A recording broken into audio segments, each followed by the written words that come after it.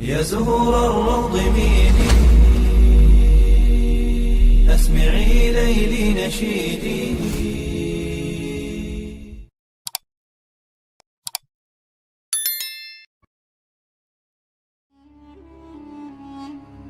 Assalamualaikum warahmatullahi wabarakatuh. Syukur alhamdulillah, dalam kesempatan yang mulia ini kita masih diberikan banyak kenikmatan sehingga kita dapat berjumpa kembali di channel ini. Marilah kita senantiasa bersolawat serta salam kepada junjungan kita semua, yaitu baginda Nabi Muhammad sallallahu alaihi wasallam. Allahumma sholli ala sayyidina Muhammad wa ala ali sayyidina Muhammad. Doa dan harapan saya, semoga sahabatku semuanya selalu diberikan kesehatan, diampuni segala dosa-dosanya, dikabulkan segala doa dan hajatnya, serta dilapangkan rezekinya oleh Allah Subhanahu wa ta'ala. Amin, amin ya rabbal alamin. Sahabatku yang dirahmati oleh Allah Subhanahu wa ta'ala, meninggal dengan membawa banyak amal merupakan keinginan di setiap manusia. Alasan itulah yang nantinya dapat menjadi penerang saat di alam kubur dan mampu menjauhkan dari siksaan api neraka. Rasulullah SAW menganjurkan kepada umatnya untuk berlindung dari siksa kubur. Bahkan Nabi SAW tidak pernah lepas berdoa setelah sholatnya, memohon dijauhkan dari siksa kubur tersebut.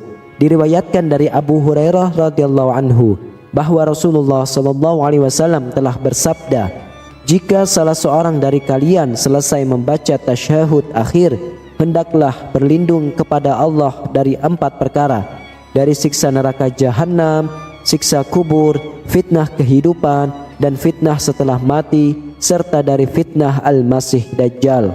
Hadis riwayah Imam Ibnu Majah.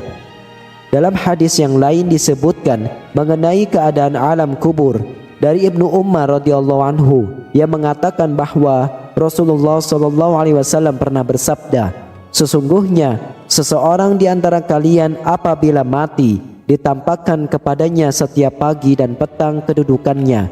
Jika dia termasuk ahli surga, maka surgalah yang ditampakkan kepadanya, dan jika dia ahli neraka, maka yang ditampakkan kepadanya adalah neraka.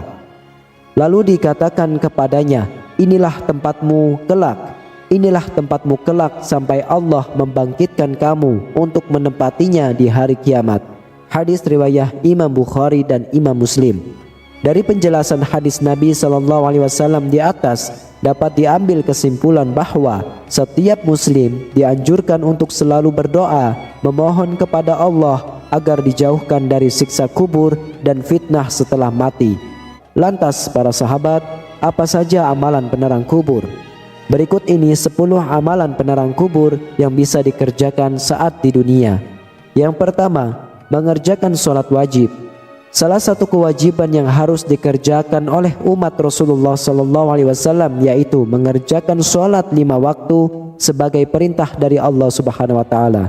Karena dengan mengerjakannya maka akan terhindar dari perbuatan keji dan mungkar. Hal tersebut ternyata juga berlaku manfaatnya ketika manusia sudah meninggal, maka yang akan menerangkan kuburnya adalah amalan sholat selama mereka kerjakan ketika di dunia. Disebutkan dalam hadis sahih berikut, sholat adalah cahaya, sedekah merupakan bukti nyata, sabar itu sinar, dan Al-Quran adalah pembelamu atau penuntutmu. Hadis riwayah Imam Muslim. Yang kedua, perbanyak sedekah. Amalan selanjutnya yang mampu menjadi penerang kubur yaitu dengan bersedekah, memberikan sebagian harta yang kita miliki kepada orang-orang yang membutuhkan, merupakan bentuk rasa sosial dan peduli kepada sesama makhluk. Memperbanyak sedekah juga merupakan amalan yang pahalanya terus mengalir walaupun orang tersebut sudah meninggal.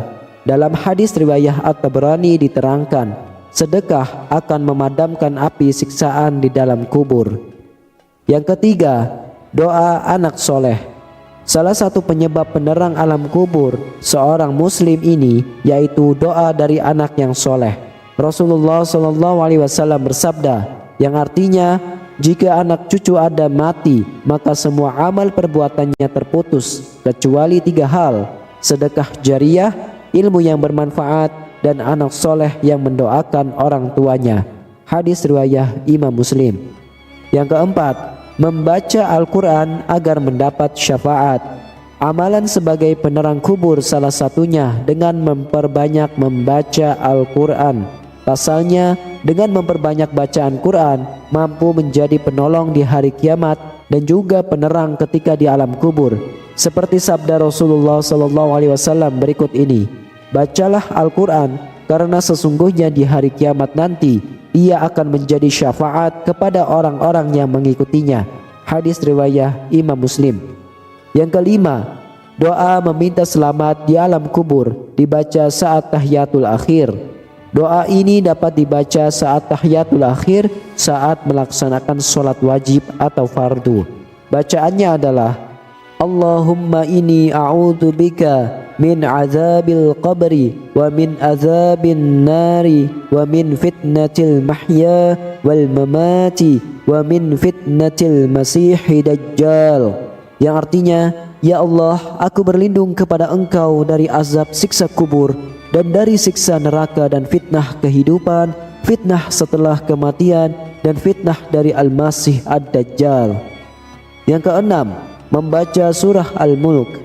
Dalam sebuah hadis, salah satu pencegah dan penyelamat seseorang dari siksa kubur ialah dengan memperbanyak membaca surah Al-Mulk semasa hidupnya.